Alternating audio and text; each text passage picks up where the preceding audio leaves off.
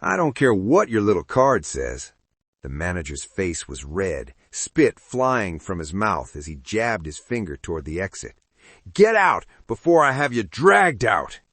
I stayed calm. I pulled out my phone and looked him dead in the eye. Go ahead, call the cops, but when they get here, you better tell them you just tried to arrest your new boss. His face went white.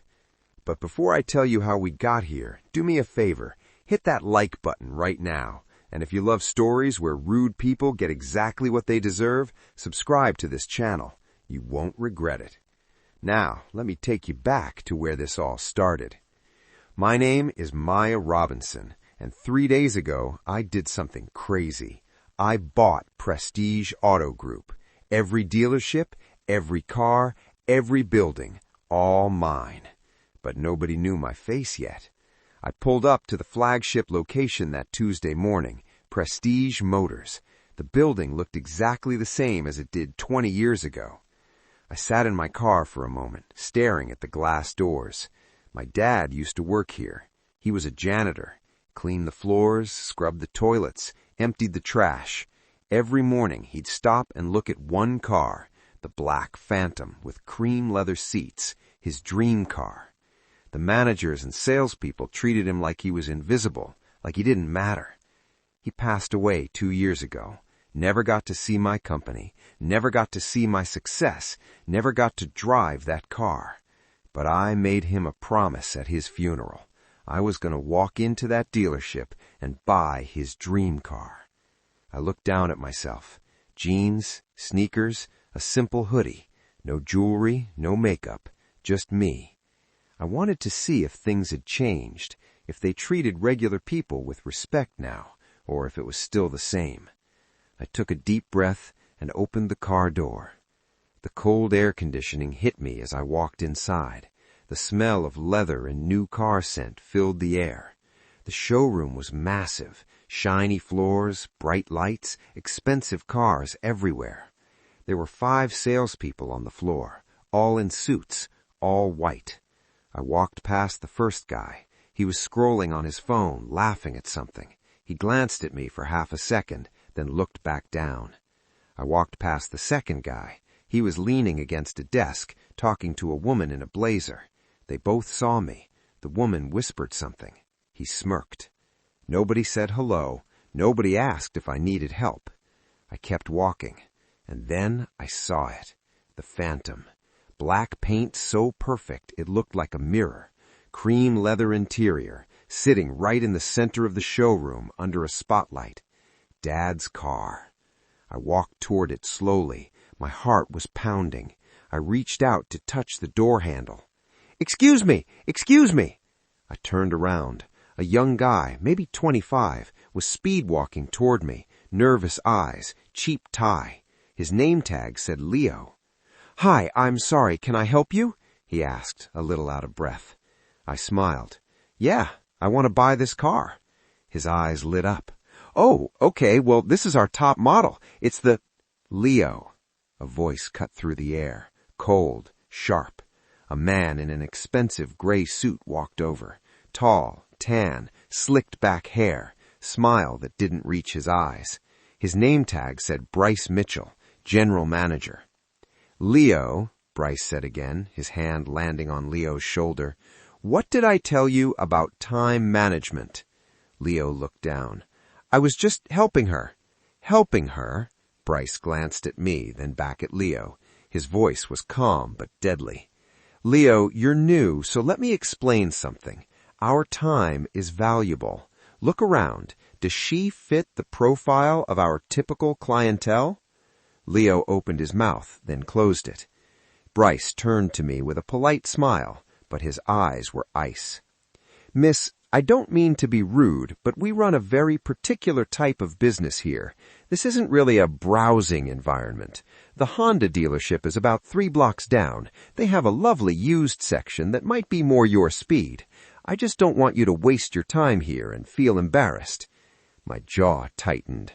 Leo looked uncomfortable. Sir, she said she wants to buy... Leo, break room, now. Leo's face went red. He looked at me, mouthed the word sorry, and walked away. Bryce's smile stayed plastered on his face.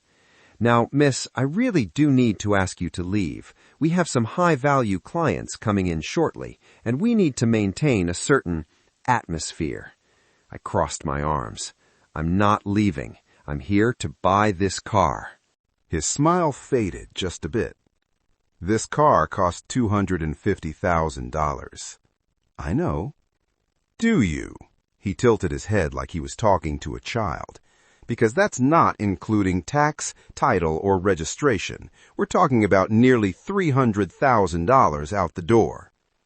"I understand. I'd like to set up a wire transfer. Let's go to your office and start the paperwork." He laughed, a soft, condescending laugh. "You want to set up a wire transfer? From what bank? What account?" "That's what we'll discuss in your office." "I'm not sitting down with you. I'm not opening a file for you. And I'm certainly not wasting an hour on paperwork for someone who clearly can't afford this vehicle." "How do you know I can't afford it?" He looked me up and down slowly. "Call it 15 years of experience." My blood started to boil. I reached into my purse and pulled out my wallet. I took out my Black Amex Centurion card and held it up. "Then run this." His eyes narrowed. Bryce stared at the card. For a long moment, he didn't say anything. Then he snatched it out of my hand. "Where did you get this?" "Excuse me?" I said, "Where did you get this card?" His voice was sharper now.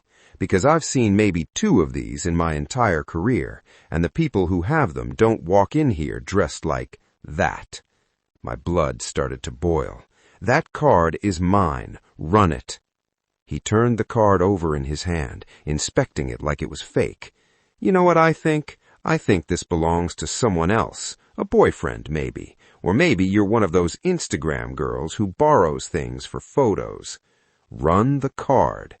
Or maybe," his voice dropped lower, "you took it, found it, stole it." I stepped closer. "Give me my card back and run it, or I'll report you for refusing a paying customer." "I'm not running anything." He slipped the card into his jacket pocket.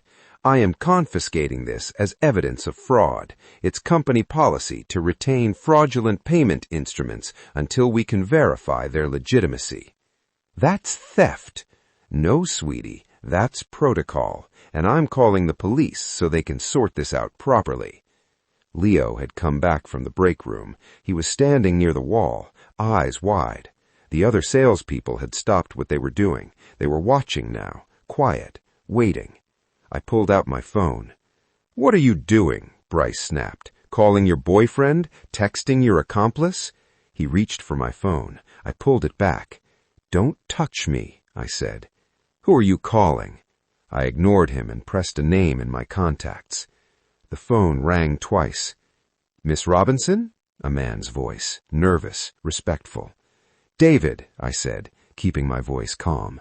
"I'm at the flagship location. I need you here, right now." "Is everything okay?" "It's not. Hurry." I hung up. Bryce was staring at me, arms crossed. "Your lawyer isn't going to help you. You're not walking out of here until the police clear you." I didn't answer. I walked over to the Phantom and sat on the hood. "Hey," Bryce shouted, "get off that car. That paint costs more than you make in a year." I looked him dead in the eye. "Call the cops. I'll wait right here." His face turned red. He yanked his phone out of his pocket and dialed. "Yes, this is Bryce Mitchell, General Manager at Prestige Motors on 5th Street. I need officers here immediately. I have a woman trespassing on the property and attempting to commit credit card fraud. She's being aggressive and refusing to leave. Please hurry." He kept his eyes on me the whole time. I stared right back. 8 minutes later, a police car pulled up outside. 2 officers walked in, one older, with gray hair, one younger, maybe mid-20s. Bryce rushed over to them. "Officers, thank God. This woman has been harassing me and my staff. She tried to use what I believe is a stolen credit card. When I refused, she became hostile, sat on our inventory, and refused to leave. I want her arrested for fraud and trespassing." The older officer looked at me. His hand rested on his belt. "Ma'am, step off the vehicle." I slid off the hood and stood up straight. "What's your name?" he asked. "Maya Robinson." "ID?" I reached into my purse slowly and pulled out my driver's license. I handed it to him. He looked at it, then looked at me, then back at the license. "Miss Robinson, the manager says you tried to use a stolen credit card. Do you have the card?" "He took it from me." Bryce jumped in. "Because it's not hers. I'm holding it as evidence of fraud." The older officer held up his hand. "Sir, do you have the card?" "Yes, right here." Bryce pulled my card out of his pocket and handed it to the officer. The officer looked at the name on the card. Maya J. Robinson. He looked at my license again. "The names match, sir." "Of course they match." Bryce's voice got louder. "She forged the ID, too. Look at it, officer. Look at the edges. The lamination is peeling. It's a fake. A good one, but it's a fake." The officer held the ID up to the light. He looked at it closely. My heart was pounding now. The younger officer stepped closer to me. "Ma'am, we're going to need you to come with us to the station so we can verify this." "Officer, I haven't done anything wrong." "That's what we need to confirm." The older officer's voice was firm. "Turn around and put your hands behind your back." "Wait." "Ma'am, don't make this difficult." Leo stepped forward. "Officer, please, she didn't do anything. She just wanted to buy a car." "Sir, step back," the younger officer said firmly. I felt the cold metal of the handcuffs touch my left wrist. The click echoed in the silent showroom. And then the front door burst open. A man in a black suit came sprinting into the showroom, out of breath, eyes wide, panicked. David Hernandez, the regional director, Bryce's boss.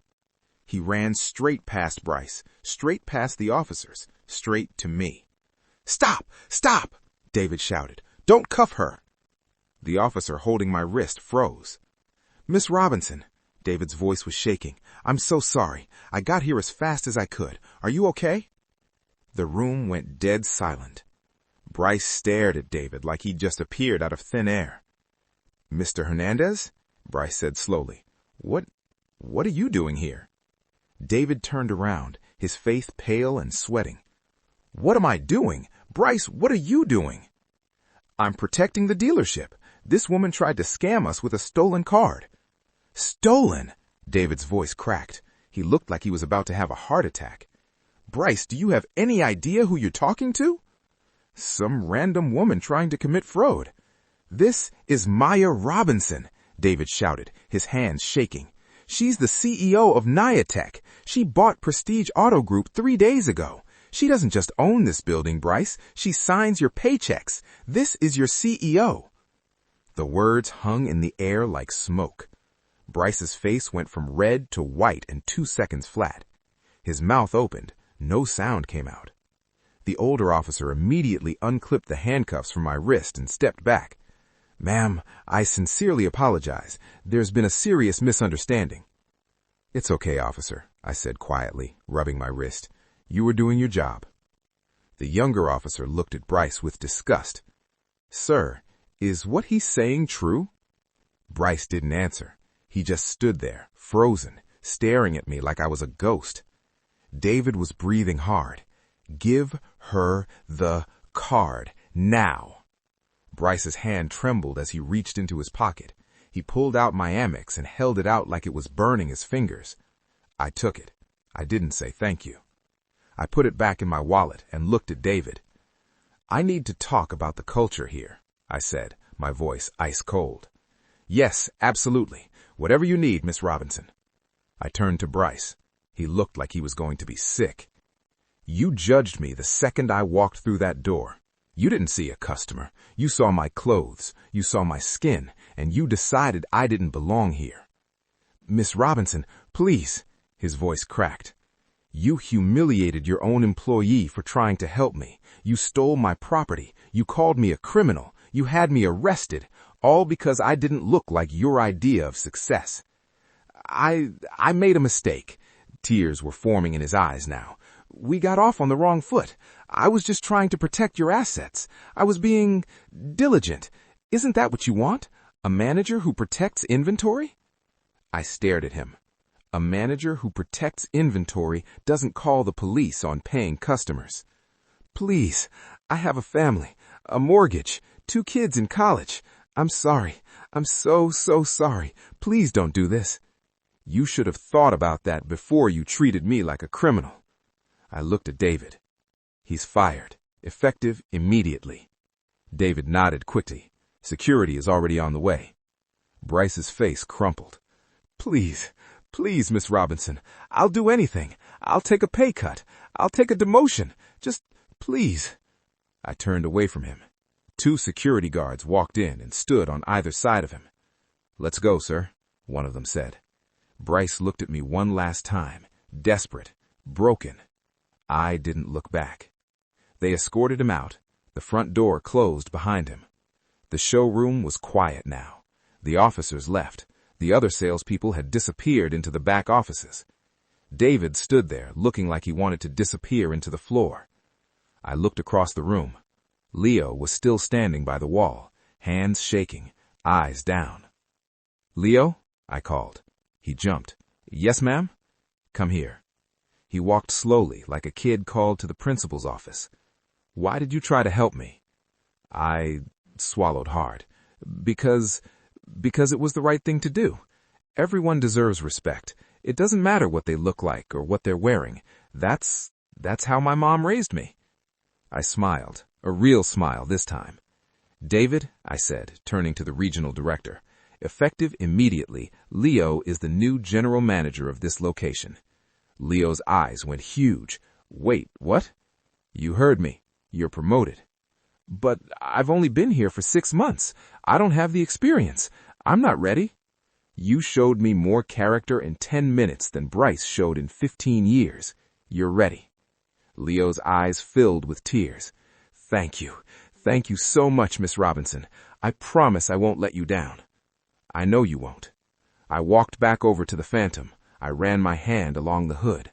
The paint was smooth, cool, perfect. David, I'm buying this car. Run my card, and I want it delivered to my office tomorrow morning. Of course, right away, Miss Robinson. I turned and started walking toward the door. Then I stopped. On the wall near the entrance, there was a framed photo, Employee of the Month. Bryce's smug face smiled back at me from behind the glass. I walked over, took the frame off the wall, and looked at it for a moment. Then I dropped it in the trash can beside the front desk. I turned to David. Put Leo's picture there. David nodded quickly. Yes, ma'am, today. I looked at Leo one last time. You start tomorrow, 8 a.m. Don't be late. I won't, I promise. I pushed open the front door and stepped outside into the sunlight. My driver was waiting by the curb. As I slid into the back seat, I looked back at the dealership one last time. The building looked different now. It didn't feel like the place that broke my father's spirit anymore. It felt like mine. Dad, I kept my promise. I bought your dream car, and I made sure no one else will ever be treated the way you were. I smiled. Justice served. So what do you think? Did Bryce deserve what he got? Drop a comment and let me know.